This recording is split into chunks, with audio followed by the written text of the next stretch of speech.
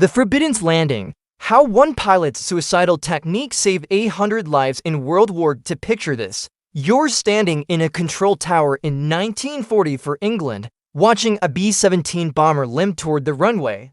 Smoke pours from two engines, the landing gear dangles at a sickening angle. One tire is completely shredded. You've seen this scenario 17 times in the past for months. 17 times, you've watched brave crews survive missions over Nazi Germany only to die in fiery crashes on their own runways. But today, something different happens. The bomber approaches at 145 miles per hour, far too fast for a safe landing. Every instinct you've developed over 2 years screams that this aircraft is about to cartwheel down the runway in an explosion of metal and fire. Your hand hovers over the crash alert button. Then, 20 feet above the tarmac, the pilot does something you've never witnessed in your entire career. Something that violates every regulation in the book. Something that looks exactly like suicide. He deliberately stalls the bomber. The aircraft drops like a stone and slams onto the runway with a sound that shakes the ground. But it doesn't explode, it doesn't cartwheel. The landing gear absorbs the impact, and the bomber rolls to a stop in less than 2,000 feet. The entire crew walks away alive. What you just witnessed would become the most controversial and most effective emergency landing procedure of World War II. Within 15 months, this technique would save between 500 and 800 American airmen from certain death. But first, one 26-year-old captain with no special credentials would have to convince the entire United States Army Air Forces that deliberately stalling a bomber was suicide. It was survival. This is the story they never taught you in history class. This is the story of how breaking every rule became the only way to stay alive. The crisis nobody talks about. By early 1944, the strategic bombing campaign over Nazi-occupied Europe had reached a scale that defied comprehension. The United States 8th Air Force alone was dispatching over 1,000 heavy bombers on single missions. Each aircraft carried 10 men and up to 8,000 pounds of high explosives deep into the Third Reich. The courage required to climb into those bombers knowing the odds is almost impossible for us to grasp today. The cost in lives and aircraft was absolutely staggering. Between January and May 1944, the 8th Air Force lost over 800 B-17 Flying Fortresses and B-2 for Liberators to enemy action. That's more than 800 aircraft, each one representing 10 human beings with families back home, with dreams, with futures that would never happen. October 14, 1943 became known as Black Thursday. 291 B-17s attacked the ball-bearing factories at Schweinfurt, Germany. 60 bombers were shot down, another 17 were damaged so severely they could never fly again. Over 600 airmen were killed, wounded, or captured in a single day. That represented a 26% loss rate. Imagine going to work knowing there's better than a 1 in 4 chance you won't come home. But here's what the history books often miss: those catastrophic losses represented only part of the nightmare.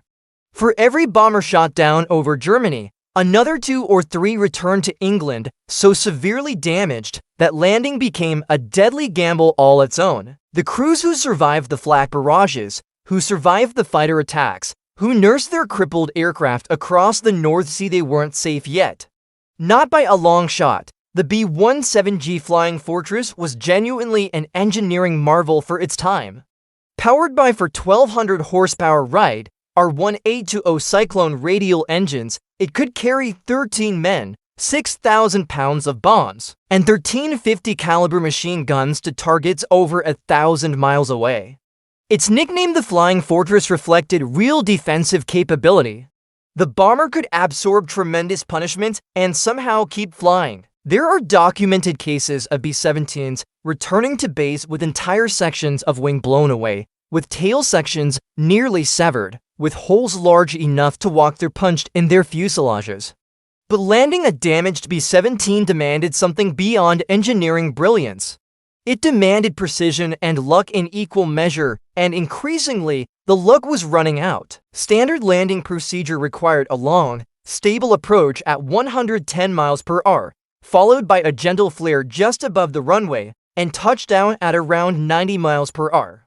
The landing gear needed proper hydraulic pressure.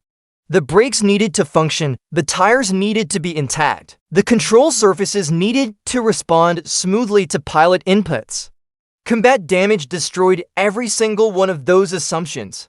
Bombers returned with hydraulic lines severed, leaving landing gear that deployed asymmetrically or refused to deploy at all.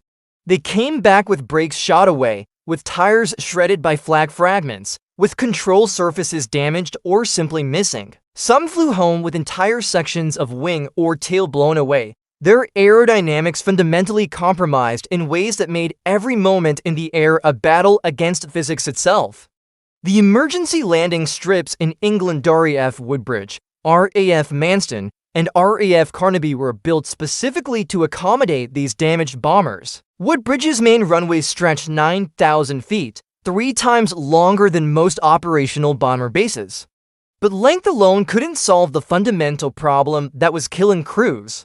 When a pilot brought a damaged B-17 in using standard procedures, that long approach and gentle flare required sustained, precise control inputs. If hydraulics were failing, if engines were sputtering, if control surfaces were damaged, that precision became impossible.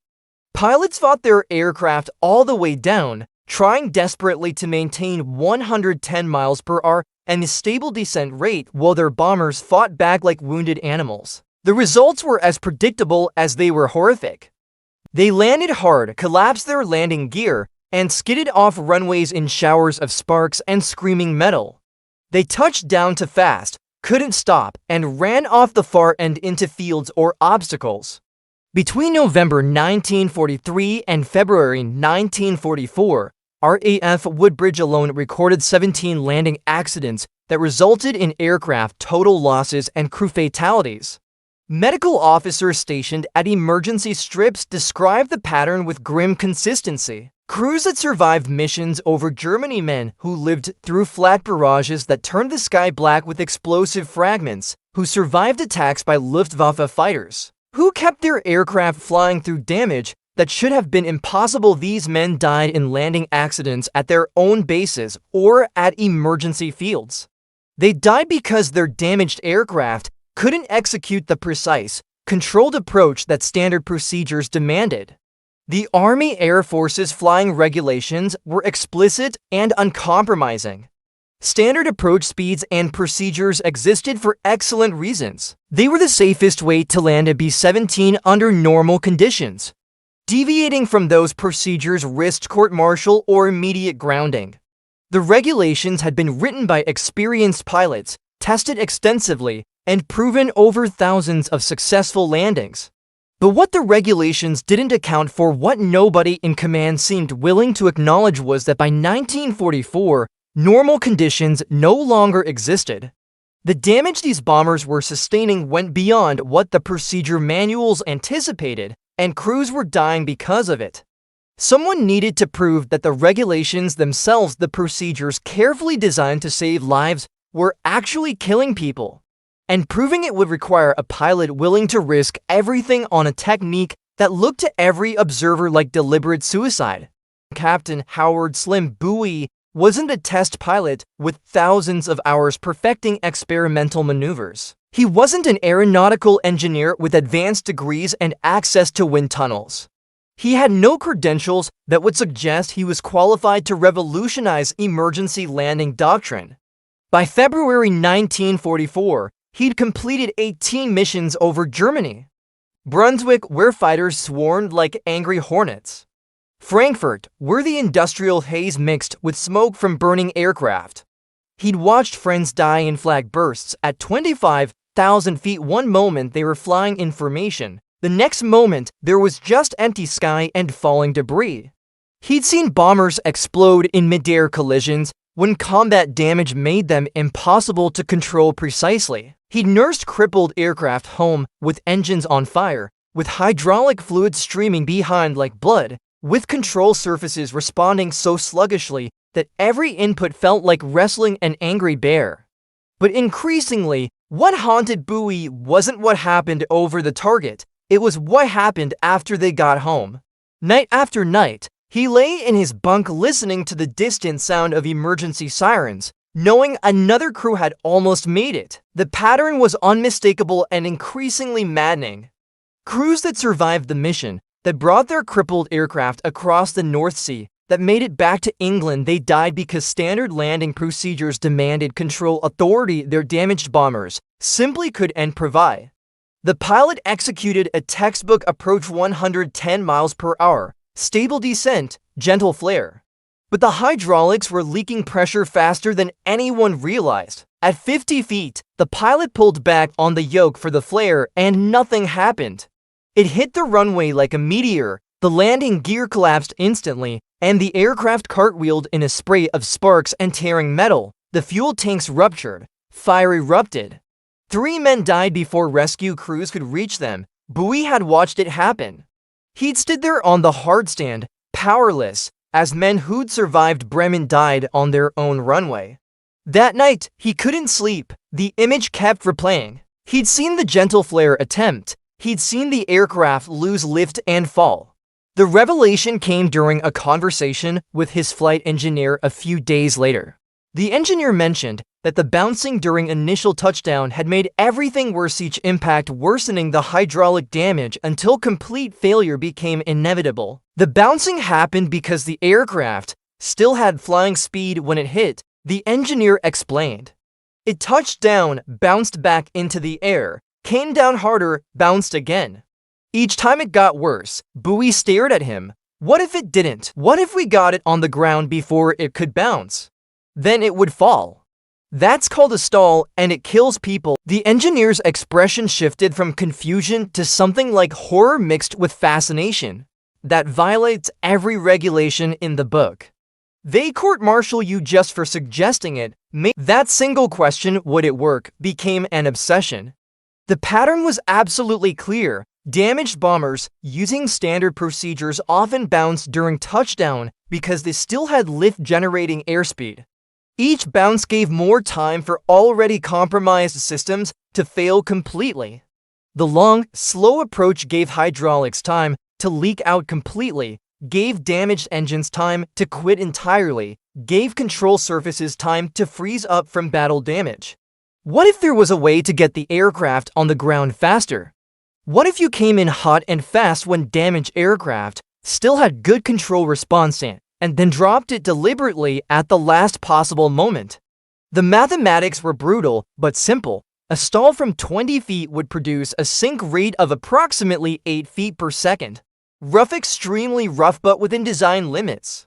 And critically, the hard impact would eliminate bouncing. The bomber would hit once and stay down. But there was only one way to know if the theory would work in practice. Bowie would have to test it himself. On February 23, 1944, Captain Bowie approached his squadron commander, Lieutenant Colonel William Creer, with an unusual request. He wanted to conduct a test flight to practice emergency landing procedures in a controlled environment. 7 complete crews, 70 men dead or permanently disabled because standard procedures couldn't accommodate the damage combat was inflicting. When Bowie explained what he wanted to try, Creer's first instinct was to refuse outright. The technique violated explicit regulations. If something went wrong, it would be Creer's career along with Bowie's life. He'd written to many letters to families explaining that their sons or husbands had survived combat only to die during landing. The current system was already killing people. Maybe Bowie's idea was insane, but maybe insane was exactly what they needed. 1. Bowie took off in B-17G serial number 4231983, a war-weary bomber that had been relegated to training duties after combat damage made it unsuitable for operational missions. His co-pilot, Lieutenant James Kirkland, sat in the right seat, white-knuckled and silent. When Bowie explained, Kirkland's only response was, "You're either brilliant or we're both about to die." At 5,000 feet, Bowie did what every regulation, every training manual, every instructor in the Army Air Forces had taught him never to do under any circumstances. He deliberately stalled the bomber on approach to landing. He configured the aircraft for landing gear down, Flaps extended to full, engines throttled back. Then at 200 feet altitude, he pulled the throttles to idle and hauled back on the yoke. The control yoke went mushy in his hands, that terrifying feeling every pilot knows means the wings have stopped flying. The altimeter unwound at 800 feet per minute. At 100 feet, Buoy shoved the throttles forward, pushed the nose down, and recovered. Kirkland's face was the color of chalk, but they were alive, and Buoy had learned something crucial.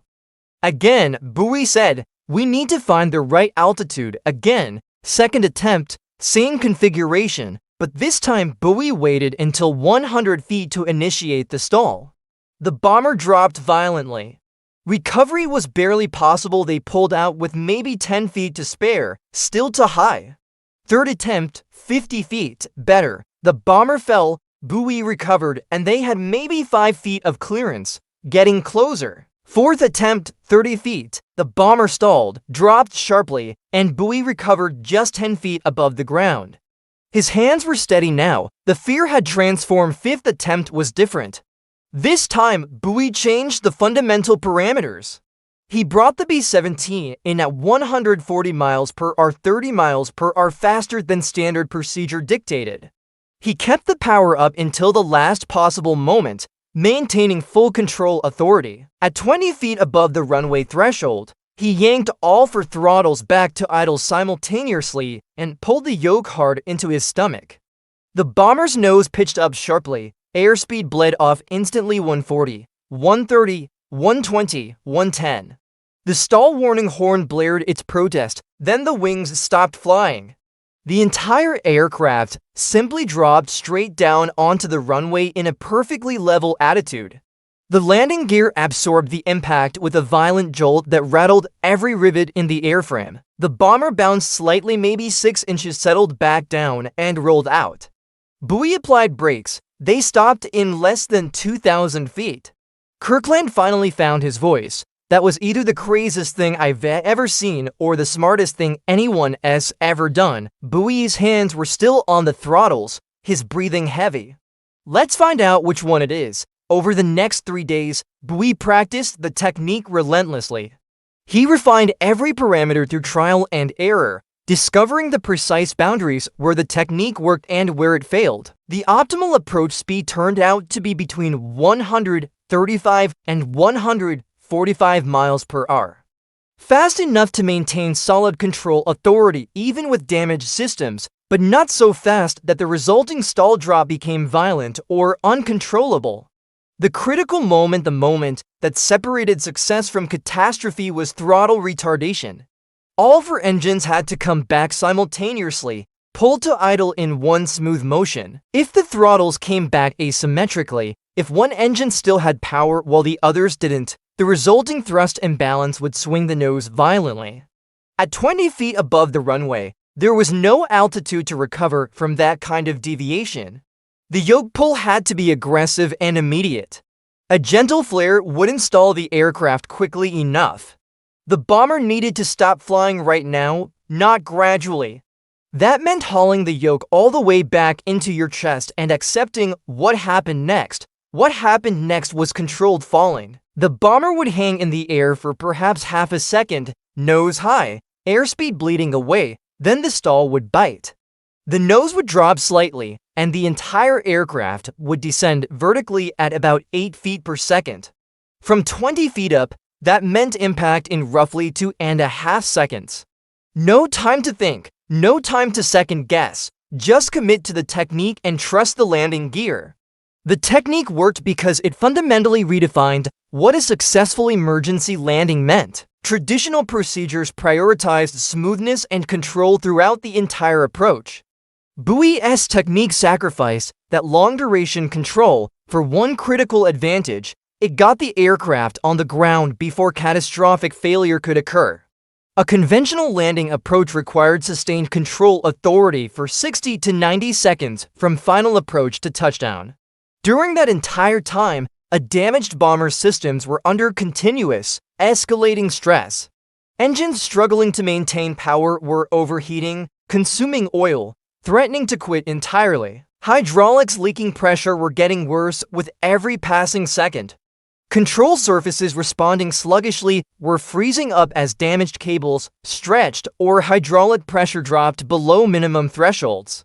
The power-off stall approach compressed that entire stress window down to approximately 15 seconds. The actual approach was flown hot and fast conditions where even severely damaged aircraft maintained good control response because airspeed and power provided authority. Then, at the absolute last moment, everything happened simultaneously: power off, yoke back. Controlled stall, impact. The hard landing, which would have been completely unacceptable under normal circumstances, actually worked in favor of damaged aircraft. When a damaged bomber touched down with residual flying speed, it would bounce back into the air. Each bounce was another opportunity for failing systems to quit completely, another chance for asymmetric gear collapse, another moment where control could be lost. The power-off stall eliminated bouncing entirely. The bomber hit once, hard, and stayed down. Done. On February 28th, WWII demonstrated the technique for Lieutenant Colonel Creer. Creer watched from the control tower as WWII brought the B-17 screaming over the runway threshold at 145 miles per hour, stalled it deliberately at 20 feet, and dropped it onto the runway with an impact that shook windows in the tower. Creer was silent for a long moment, processing what he'd just witnessed. Then he said something that changed everything. "Do that again. And this time, I'm coming with you." Every pilot in the ready room thought WWII had just signed his own court-martial papers. They gathered in small groups, speaking in hushed tones, placing bets on whether WWII would be grounded or actually face military prosecution for deliberately violating flight safety regulations. Some called the technique suicidal. Others called it brilliant. Nobody was neutral. What none of them understood yet was that Howard WWII had just solved a problem that was killing dozens of airmen every month. Within weeks, his technique would be demonstrated to the highest levels of command. Within months, it would become official doctrine. Within a year, it would save hundreds of lives. But first, WWII would have to convince the entire United States Army Air Forces that deliberately stalling a bomber on final approach wasn't recklessness. It was the most rational response to an impossible situation. The bureaucratic battle the Army Air Force's resistance to WWII's technique wasn't bureaucratic stubbornness or institutional inertia. It was rooted in sound aeronautical principles and hard-won experience written in blood. Stalling an aircraft close to the ground was the single most common cause of fatal accidents in all of aviation. This wasn't theoretical, it was documented fact. Every pilot learned this fundamental truth during basic training, usually illustrated with photographs of crashed aircraft and statistics about how many pilots had died making exactly this mistake. The physics were brutally simple and utterly unforgiving. When an aircraft stalls, it loses lift. The wings stop generating enough aerodynamic force to support the weight. The aircraft falls. At altitude, a competent pilot has time to recover, push the nose down, increase airspeed, regain lift, return to controlled flight. At 20 feet above a runway, there is no time, there is no recovery, there is only impact. The B-17 stall characteristics made this danger even more acute. The Flying Fortress didn't stall cleanly like some aircraft. It mushed that terrifying condition where the aircraft simultaneously drops, yaws, and rolls in unpredictable ways. The nose would drop sharply, sometimes 30 degrees or more. The aircraft would lose between 200 and 400 feet of altitude before even an experienced pilot could recover full control. Training manuals at every B-17 school in the United States explicitly warned pilots never to allow airspeed to drop below safe margins during approach and landing. Instructors at training bases in Texas, New Mexico, and Kansas drilled standard procedures with religious fervor. Maintain 110 miles per hour on approach. Begin your flare at 20 feet. Reduce power smoothly and progressively. Let the aircraft settle onto the runway with minimum sink rate. These procedures had been developed through extensive testing and refined through thousands of successful landings. Any deviation from these procedures was corrected immediately and documented in the pilot's training file. Repeat offenders pilots who couldn't or wouldn't follow standard procedures were washed out of the training program entirely. The stakes were too high to tolerate cowboys or risk-takers who thought they knew better than the collective wisdom of decades of aviation experience. The logic behind this rigorous standardization was absolutely irrefutable. If pilots learned non-standard procedures, they would inevitably start using them routinely. Human nature being what it is, techniques practiced in training become habitual in operation. And if pilots started routinely stalling aircraft on final approach, accidents would multiply catastrophically. Better to lose damaged aircraft and experienced crews occasionally than to train thousands of pilots in techniques that would kill them during normal operations. But Lieutenant Colonel Creer saw something in WWII's demonstration that transcended the bureaucratic logic. He saw a solution to a specific problem that standard procedures couldn't address. The second demonstration, the one with Creer sitting in the co-pilot's seat, convinced him completely. Creer felt the technique from inside the aircraft. He felt the moment when WWII yanked the throttles to idle, when the bomber's smooth flight suddenly became a controlled fall. He felt the impact jarring, violent, but manageable. Most importantly, he felt how little time elapsed between committing to the technique and being safely on the ground. 15 seconds from 20 feet up to stopped on the runway. 15 seconds during which damaged systems simply didn't have time to fail catastrophically. On March 5, 1944, WWII received authorization to conduct demonstration flights for senior officers and check pilots. The request moved up the chain of command to 8th Bomber Command Headquarters at High Wycombe. Skepticism wasn't just fierce, it was almost universal. Most senior officers believed the technique was dangerous, unnecessary, and would lead to more deaths than it prevented. The briefing room at Bomber Command Headquarters on March 12, 1944 was packed with 23 group commanders, operations officers, flight surgeons, and Army Air Force's safety inspectors. Most had their arms crossed before WWII even began speaking.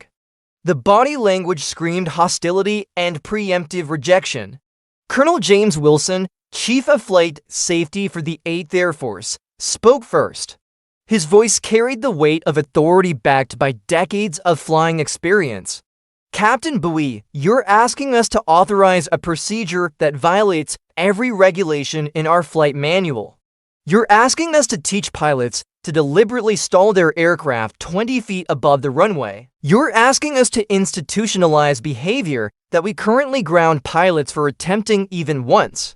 Do you fully understand what you're proposing? Yes, sir, I do, WWII replied steadily. If we authorize this technique and pilots start using it routinely, and they will, because pilots always push boundaries, we'll see fatal accidents skyrocket across the entire theater. We lines kill more men in training and routine operations than we could possibly save in combat emergencies. Wilson paused, letting the weight of that statement settle over the room. So I'll ask you directly, why should we risk that? Permission to respond fully, sir. Go ahead. Captain WWII took a breath. He'd rehearsed this moment in his mind 100 times. Sir, the technique isn't intended for routine operations under any circumstances. It's strictly for emergency use with aircraft meeting specific damage criteria, hydraulic system failures, control surface damage, multiple engine failures, or landing gear malfunctions that make standard approaches impossible or extremely high risk. He gestured to the folder of accident reports he'd brought. For aircraft fitting those criteria, our current procedures are already producing a 23% crew fatality rate. Nearly 1 in 4 emergency landings results in deaths. The power-off stall technique can reduce that rate to under 10% based on controlled testing. Based on what data? Wilson challenged, you've done what, 30 test flights? That's not statistically significant. 31 successful demonstrations over the past 2 weeks, sir. 0 failures, 0 damage to any aircraft, Zero injuries to any crew members. But the real data is and in successful tests it as in understanding why the technique works for damaged aircraft when standard procedures fail. WWII stepped toward the large blackboard at the front of the room. Someone handed him chalk. He began sketching a simple diagram of B-17 in profile on final approach. Standard procedures require sustained control authority for 60 to 90 seconds from final approach initiation to touchdown, he explained, drawing the long descent path. During that entire window, damaged aircraft systems are under continuous stress. Hydraulics leak pressure continuously. Damaged engines overheat and fail. Control cables stretch. Every second that passes increases the probability of catastrophic system failure. He drew a second diagram showing the power-off stall approach. The power-off stall technique compresses that critical stress window to approximately 15 seconds. The aircraft is configured early at safe altitude. The approach is flown hot in fast conditions where even severely damaged aircraft maintain good control response because airspeed provides authority. Then, at the absolute last moment, he tapped the chalk emphatically. Everything happens simultaneously. Power off, deliberate stall, controlled impact. The aircraft is on the ground before systems have time to fail completely. The room had gone quiet. Officers leaned forward, studying the diagrams. The hard landing eliminates bouncing, WWII continued. When a damaged bomber touches down with residual flying speed, it bounces. Each bounce is another opportunity for asymmetric gear collapse, for damaged brakes to fail, for control to be lost. The power-off stall hits once and stays down. It's rough, but it works. Major General Curtis LeMay, who'd been silent until now, spoke up. His voice carried less hostility than Wilson's. "Captain, I've reviewed footage of your demonstrations. I'll grant that it looks effective. But what happens when a less experienced pilot tries this? What happens when someone misjudges the altitude or pulls the throttles asymmetrically? You're a skilled pilot with hundreds of combat hours. Can a replacement pilot fresh from training execute this reliably? Sir, with respect, replacement pilots fresh from training shouldn't be attempting any emergency procedure unsupervised. This technique requires specific training, clear criteria for when it's appropriate, and should only be authorized at designated emergency airfields with extra-long runways and trained ground crews standing by. So you're proposing restrictions?" Wilson asked. "Absolutely, sir. Strict restrictions. The technique should be authorized only at RAF Woodbridge, Manston, and Carnaby, the 3 emergency strips with runways over 1,000 feet. It should only be used when aircraft damage meets specific, documented criteria. And pilots should be required to complete demonstration training before being authorized to use it operationally." Then a voice cut through the debate. Brigadier General Frederick Castle, commander of the 4th Combat Bombardment Wing, stood up. Castle had lost 11 bombers in landing accidents in the past for months, 110 men dead or permanently disabled. His face was grim but determined. "Gentlemen, I've personally flown with Captain WWII. I've watched him demonstrate this technique multiple times. I've reviewed the accident data from my own command." Castle paused, making eye contact with every senior officer in the room. "Our current procedures were optimized for undamaged aircraft operating under ideal conditions. Captain WWII has developed a procedure optimized for the actual conditions our crews face when they return from combat with their aircraft shot to pieces." The room erupted in crosstalk. Some officers vigorously objected. Others nodded slowly, reconsidering their positions. Castle raised his voice to cut through the noise. "I move that we authorize emergency use of this technique at designated airfields with proper training protocols and strict limitations on when it may be employed.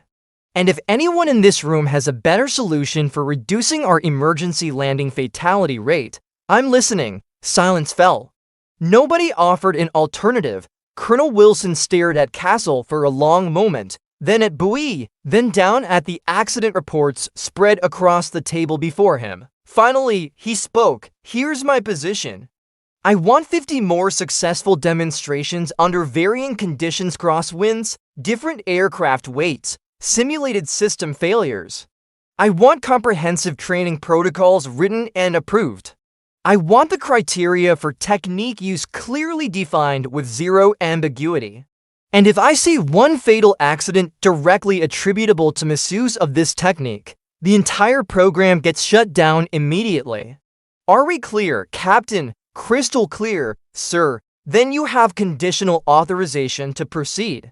Don't make me regret this. Official authorization on March 19, 1944. 8th Bomber Command issued Technical Order 001-3 Emergency Landing Procedures for combat damaged B-17 aircraft.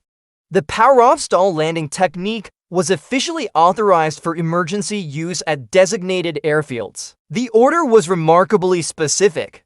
It defined exactly which types of damage qualified aircraft for power-off stall landings. Complete hydraulic system failure, loss of more than 50% brake effectiveness, multiple engine failures, reducing available power below minimum safe approach threshold, control surface damage affecting elevator authority or landing gear damage preventing normal extension or known to compromise structural integrity. Pilots were required to declare their intention to use the technique to air traffic control before beginning their approach. Emergency ground crews would be positioned accordingly.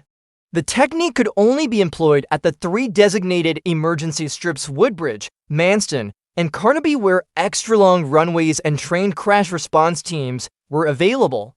3 days after authorization, the technique saved its first crew operationally. March 22, 1944, a B-17 with both main landing gear tires blown out by flak and hydraulics failing approached RAF Woodbridge. The pilot, Lieutenant Richard Matthews, had attended one of WWII's demonstration briefings just 2 days earlier. He declared his intention to attempt a power-off stall landing. Matthews brought the crippled bomber in at 140 miles per hour. At 18 feet, he executed the technique exactly as briefed. The bomber dropped onto the runway. Both shredded tires exploded completely on impact, but the landing gear structure held. The aircraft veered slightly, but Matthews corrected with differential braking from the emergency backup system. They stopped in 2,100 feet. All 10 crew members walked away uninjured. The flight engineer later said, "Standard approach would have killed us. We knew the hydraulics were going. By the time we would have touched down normally, we have had nothing left."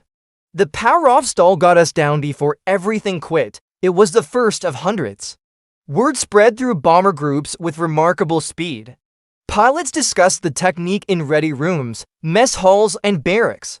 Some remained skeptical, calling it a desperation move that would eventually kill someone. Others saw it as a lifeline, proof that survival was possible even when everything went wrong. Flight engineers and ground crews added their own perspective. They'd seen the aftermath of landing accidents using standard procedures. They watched bombers cartwheel, explode, or collapse their gear during supposedly controlled touchdowns.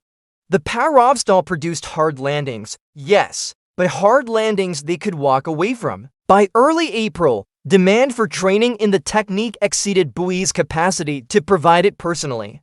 The 8th Air Force established a formal training program at RAF Woodbridge. Experienced Czech pilots who'd successfully executed the technique operationally became instructors. Every heavy bomber pilot in the theater received briefings on the procedure, its limitations, and its proper application. The training emphasized judgment. The power-off stall wasn't a routine technique to be used casually. It was an emergency procedure for specific circumstances when standard approaches would likely fail. Pilots needed to honestly assess their aircraft's condition, their remaining control authority, and whether they could successfully execute a conventional landing. If the answer was no, the power-off stall gave them an alternative. If the answer was yes, they should use standard procedures. That emphasis on judgment prevented the exact scenario Colonel Wilson had feared: pilots using the technique routinely and creating new accidents. Because the technique was restricted to designated emergency airfields and required declaration to air traffic control, its use remained appropriately limited. Lives saved. The real stories. May 7, 1944. Captain Robert Rosie Rosenthal, pilot with the 100th Bomb Group, the unit grimly nicknamed the Bloody 100th for its catastrophic loss rates, is returning from a mission to Berlin. His B-17, Rosie's Riveters, has taken damage that should have been fatal.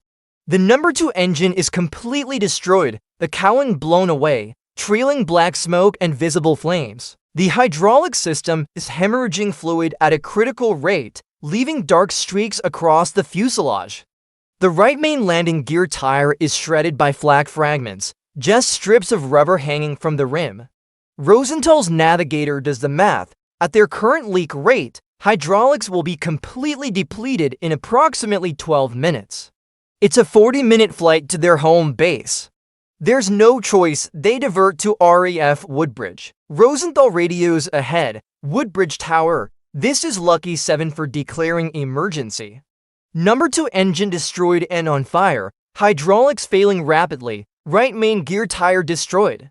Request clearance for power off stall landing. Over. Lucky 7-4, Woodbridge Tower. Understood. Runway to 7 is clear.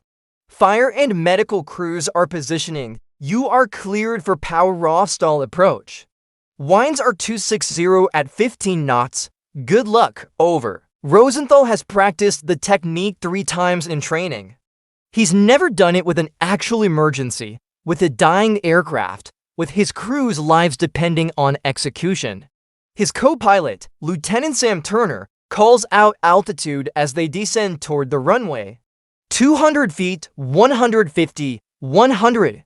Hydraulics are almost gone. Rosie, I know. Keep calling. 75, 50, looking good. 40, 30, 20. At 18 feet, Rosenthal yanks all 4 throttles to idle simultaneously and holds the yoke into his chest with both hands. The bomber's nose pitches up sharply. The airspeed indicator unwinds rapidly. 140, 130, 120. The stall warning horn blares. Then the wings stop flying. The bomber drops. Rosenthal feels his stomach lift as they fall. 1 second, 2 seconds, the runway rushes up. Impact, the bomber slams onto the concrete with force that rattles every frame member. The shredded right tire explodes completely, just disintegrates into flying rubber fragments. Rosenthal mashes left rudder, adds power to the left engines for a moment to counter the veer, then cuts power again. The bomber straightens. They're decelerating rapidly now. The runway is long enough. They're going to make it. The bomber rolls to a complete stop in 2,050 feet. The fire warning light for No. 2 engine is still illuminated. Ground crews rush forward with extinguishers before Rosenthal even cuts the remaining engines. All 10 crew members climb out uninjured. The tail gunner kisses the concrete. The bald turret gunner sits down on the runway and starts laughing, that slightly hysterical laughter that comes after surviving something that should have killed you. Rosenthal would later say in a post-war interview conducted in 1987, "Standard procedures would have killed us. The hydraulics were failing so fast that by the time we would have touched down using a conventional approach, we would have had essentially zero control. The aircraft would have ground looped, probably collapsed the gear, maybe caught fire. The power-off stall got us down before everything quit." Simple as that. August 12, 1944, Lieutenant William Wild Bill Lawley is bringing home a B-17 so catastrophically damaged that German fighter pilots stopped attacking it, apparently assuming it would crash on its own and not wanting to waste ammunition. The entire nose section is shredded, plexiglass blown out, framework twisted, the bombardier dead at his station. The navigator is severely wounded, unconscious from blood loss. 2 engines are completely out. The tail section is riddled with 20mm cannon fire, some holes large enough to put your fist through. Lawley somehow nurses this dying aircraft across the English Channel. The co-pilot is manually pumping hydraulic pressure just to keep partial control. They're losing altitude steadily. The remaining 2 engines are overheating badly. They're not going to make it to their home base. They're barely going to make it to England. Lawley radios RAF Manston for emergency clearance. The tower controller's voice is professionally calm, but Lawley can hear the underlying tension. Understood, Lieutenant, you are clear direct. Emergency crews are standing by. Be advised we have crosswinds gusting to 22 knots. Lawley has never executed a power-off stall landing. He's seen demonstrations and attended one briefing, but he's never practiced it. First time for everything, he thinks grimly. He brings the bomber in fighting crosswind the entire way. The damaged tail section makes directional control marginal at best. He's flying with almost full left aileron just to keep the wings level. At 140 miles per hour, the aircraft feels relatively stable despite the damage. Below 120, it starts wallowing like a wounded animal. 20 feet above the runway, Lawley pulls all throttles to idle and hauls back on the yoke. The bomber stalls and drops. The crosswind catches them during the fall and pushes them sideways. They hit the runway crabit about 15 degrees off centerline. The impact is violent, so violent that equipment in the radio compartment breaks loose and crashes forward. The bombardier's body, God rest him, shifts in the shattered nose section. But the landing gear holds, the structure holds. Lawley fights the directional control, gets the bomber straightened out, and they roll to a stop. 9 men survive. The bombardier was already dead over the target. The navigator dies 2 days later from his wounds. But 9 men who should have died in the crash landing walk away. Lawley would later receive the Medal of Honor, not specifically for the landing, but for his actions throughout the entire mission, keeping the aircraft flying after catastrophic damage. But in his citation, there's a single line that speaks volumes. Lieutenant Lawley's skillful emergency landing under extremely adverse conditions prevented further loss of life among his surviving crew members. Between March and August 1944, RAF Woodbridge alone recorded 127 emergency landings using the power-off stall technique. Of those, 119 resulted in successful landings, with no crew fatalities, a 94% success rate that exceeded even optimistic projections. The 8 failures occurred primarily when pilots misjudged the stall point or when catastrophic structural damage caused asymmetric stalls that no technique could have overcome. In 3 of those 8 cases, post-crash investigation determined that the aircraft would have crashed regardless of landing technique used. The damage was simply too severe for controlled flight of any kind. Compared to the previous 4 months, when emergency landing accidents at Woodbridge killed or seriously injured crews in 23% of cases, the improvement was stark and undeniable. The power-off stall technique reduced crew casualties from emergency landings by approximately 60%. The psychological impact matched the statistical improvement. Bomber crews knew that if they could get their damaged aircraft back to England, they had realistic options for survival. They didn't have to execute perfect landings in barely controllable aircraft while systems failed around them. They could come in hot, stall deliberately, hit hard, and walk away as long as the landing gear structure held. That knowledge changed the calculus of survival. Crews fought harder to keep crippled bombers flying because reaching England meant reaching safety. Previously, even making it back to England didn't guarantee survival. The aircraft was too damaged for conventional landing. Now, there was hope. The enemy's perspective, the German perspective on American bomber resilience, was captured in interrogation reports from Luftwaffe pilots shot down and captured during 1944. These documents, declassified decades later, reveal how German fighter pilots viewed the seemingly impossible survival rates of damaged American bombers. Hauptmann Klaus Faber, a veteran fighter pilot with Jag Jeschwader who was shot down over France in July 1944, said during his interrogation, "We knew we had to destroy the American bombers completely on the first attack. If they made it back to England, they would land successfully no matter how badly damaged. We didn't understand how they were doing it. Bombers we thought were finished aircraft with engines gone, with control surfaces shot away, with sections of wing missing would simply land. It was genuinely demoralizing. Oberleutnant Heinz Knock, another experienced Luftwaffe pilot with over 400 combat missions, wrote in his diary in May 1944, "Attacking a B-17 formation is like trying to embrace a porcupine that is simultaneously on fire." Their defensive firepower is formidable. Every bomber has 13 heavy machine guns, and they fly in formations designed for mutual support. But even worse than the defensive fire is knowing that the bombers we damage, the ones we think we've killed, somehow make it home to England and land. The Americans have learned something about survival that we haven't mastered. What Knock didn't know was that the Americans had learned that survival sometimes required breaking every rule that defined conventional flying. They'd learned that regulations designed for normal conditions could become death sentences in combat conditions. They learned that the most dangerous thing in a crisis wasn't breaking the rules, it was religiously following rules that no longer applied to your situation. By June 1944, the technique had spread beyond B-17 flying fortresses. B-20 for Liberator pilots discovered that the B-20 for S higher wing loading and different aerodynamic characteristics required slightly modified parameters.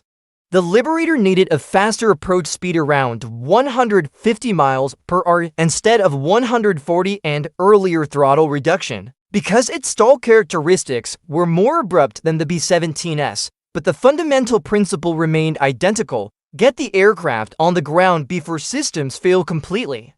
P-47 Thunderbolt pilots began using a modified version when landing with damaged landing gear. The single-engine fighter couldn't execute exactly the same technique, but the principle of a high-speed approach followed by deliberate stall at minimum altitude proved effective for getting badly damaged fighters onto runways they might not have reached otherwise. Even RAF Bomber Command, initially deeply skeptical of American innovations, eventually authorized British pilots to use variations of the technique with damaged Lancaster and Halifax bombers. British test pilots refined the parameters for these four-engine heavies, which had different flight characteristics than American bombers but faced identical problems when damaged. The broader implications, the technique's influence extended far beyond immediate wartime applications. Post-war aviation training doctrine underwent fundamental revision based partly on lessons learned from the power-off stall landing as success. The rigid adherence to single-method approaches that characterized pre-war training gave way to more flexible frameworks emphasizing judgment and situational awareness. Modern flight training, both military and civilian, now explicitly teaches that different situations demand different procedures. Standard operating procedures exist for excellent reasons and should be followed in normal conditions. But pilots must develop the judgment to recognize when circumstances have changed so fundamentally that standard procedures become inappropriate or dangerous. This philosophical shift represented a profound change in how aviation approached safety. Pre-war doctrine assumed that rigorous standardization and strict adherence to established procedures would minimize accidents. That assumption worked beautifully in peacetime conditions with well-maintained aircraft and predictable operating environments. Combat proved that assumption catastrophically wrong. The Space Shuttle program faced an analogous challenge decades later. Standard landing procedures for conventional aircraft called for long, shallow approaches that provided maximum time for corrections and adjustments. But the Space Shuttle was essentially a glider with no engines. It had exactly one chance to land, with no possibility of going around for another attempt. Test pilots developed an approach profile that looked dangerous to conventional pilots. Steep, fast, with high sink rates that would be absolutely unacceptable in normal aircraft operations. A shallow approach meant long periods at slow speeds where control response was marginal. Then, at the last possible moment, the pilot would flare aggressively and essentially stall the shuttle onto the runway. Sound familiar? Test pilot Fred Hayes, who deflown both Apollo missions and shuttle approach tests, directly referenced World War II emergency landing techniques, we reapplying lessons learned the hard way in combat. Sometimes the safest procedure isn't the one that looks safest on paper. Sometimes you need to keep energy and control authority until the very end. even if that means a harder landing. The forgotten hero Captain Howard "Slim" Bowie completed his combat tour in June 1944. His 25th and final mission was flown on June 18th, a raid against oil refineries in Hamburg that encountered heavy flak but limited fighter opposition. He brought his bomber and crew home safely, adding his name to the relatively small list of pilots who completed full combat tour without losing an aircraft. He returned to the United States in July 1944 and spent the remainder of the war as an instructor at B-17 training bases in Idaho and Kansas. In that capacity, he personally taught the power-off stall technique to hundreds of replacement pilots heading to European and Pacific theaters. His students would later use the technique to save their own lives and the lives of their crews. In May 1945, shortly before Victory in Europe Day, Bowie was awarded the Distinguished Flying Cross. The citation read, "for extraordinary achievement while participating in aerial flight as pilot of a B-17 aircraft." Captain Bowie displayed exceptional flying skill and judgment in developing innovative emergency procedures that directly saved numerous lives and aircraft. His courage in testing unproven techniques and his dedication to improving crew survival exemplify the highest traditions of military service. What the citation diplomatically didn't mention was that Bowie had violated explicit regulations to develop those procedures. It didn't mention the risk he'd taken testing a technique that every instructor in the Army Air Forces would have called suicidal. Bowie remained in the Army Air Forces after the war ended, transitioning to the newly formed United States Air Force when it became a separate service branch in 1947. He served in various training and operational assignments during the early Cold War period, eventually rising to the rank of lieutenant colonel before retiring in 1963 after 23 years of total service. He never sought publicity for his innovation. He never wrote a memoir or gave extensive interviews about his wartime experiences. When aviation historians occasionally tracked him down to ask about the power-off stall technique, his responses were characteristically modest and brief. In a 1986 interview for an Air Force historical project, the interviewer asked Bowie what motivated him to develop such a dangerous-looking technique. His response was quintessentially understated: "I just didn't want to see any more of my friends die in landing accidents. That's all it was. I watched good pilots, men who'd survived missions over Germany, die on their own runways because their damaged aircraft couldn't do what standard procedures demanded. It seemed like there should be a better way, so I looked for one." Weren't you afraid of being court-martialed? Sure, but I was more afraid of watching another friend die when maybe there was something that could have been done differently. Risk of court-martial seemed pretty minor compared to that. Howard Bowie died in 1989 at age 71, largely unknown outside the community of B-17 veterans who credited his technique with saving their lives. There were no front-page obituaries, no television tributes, no documentary features about his contribution to aviation safety. At the 388th Bomb Group reunion in 1987, one of the last large gatherings before age and illness thinned the ranks of World War II veterans, a former B-17 crew chief named Thomas McKinley approached Bowie during the banquet. McKinley had been stationed at RAF Woodbridge as part of the emergency ground crew responsible for managing damaged bomber landings. McKinley shook Bowie's hand with visible emotion and said, "Sir, I never met you during the war. I was just ground crew. You wouldn't have known me. But I want you to know I personally witnessed 47 bombers land at Woodbridge using your technique.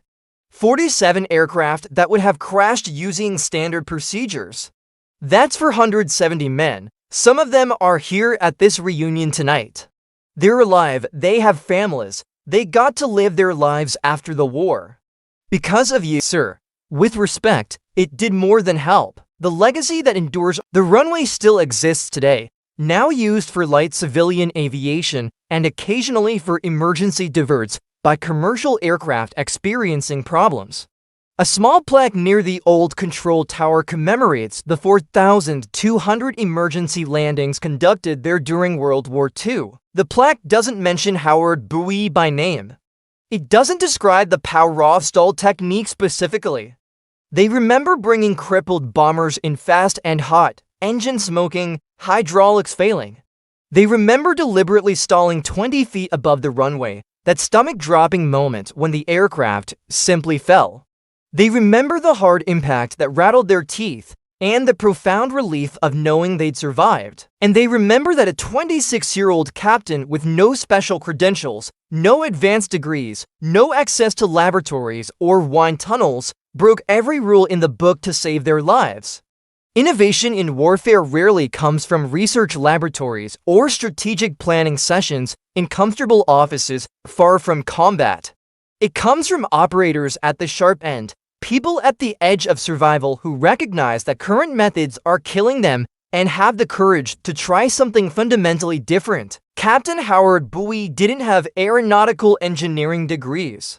He couldn't run computer simulations or conduct wind tunnel tests. He had observation, logic, and willingness to risk his own life testing a theory that looked like suicide to everyone else. The power-off-stall landing worked not because it was elegant or technically sophisticated. It worked because Bowie understood the actual problem with crystal clarity. The actual problem wasn't how to land a B-17 smoothly. The actual problem was how to get a dying aircraft onto the ground before it stopped being a controllable aircraft at all. Conventional procedures were optimized for the wrong scenario.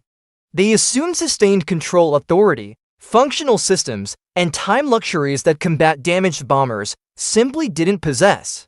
So Bowie built a procedure around what damaged bombers could still do: fly fast, fly straight for short periods, and fall in a controlled manner. He eliminated the long, vulnerable approach that gave systems time to fail completely.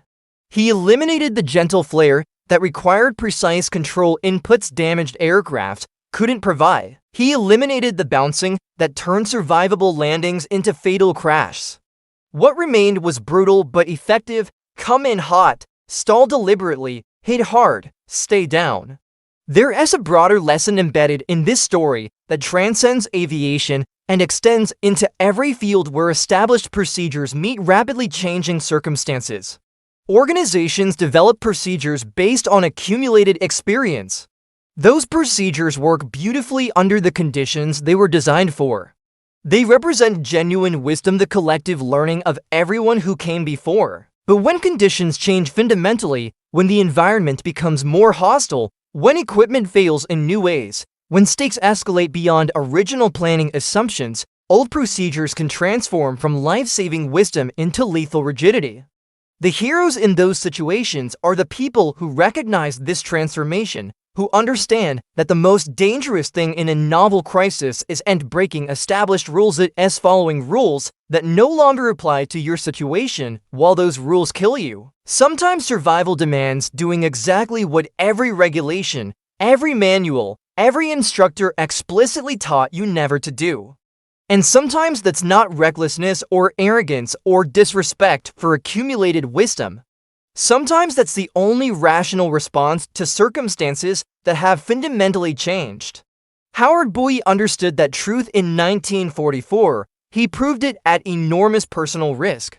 And between March 1944 and May 1945, his understanding saved somewhere between 500 and 800 American airmen from certain death in landing accidents. 500 to 800 men who got to go home after the war. Who got to have families, careers, decades of life they wouldn't have had otherwise. Who got to grow old telling stories about the war they survived. The bombers are gone now, the emergency airfields are mostly closed. But the lesson Howard Bowie taught endures. Sometimes the safest path requires the courage to walk away from the established path entirely. Sometimes survival demands innovation. Sometimes breaking the rules is the most responsible thing you can possibly do. And sometimes, when everything is going wrong and all the standard solutions have failed, the most dangerous decision you can make is refusing to try something new just because it looks impossible.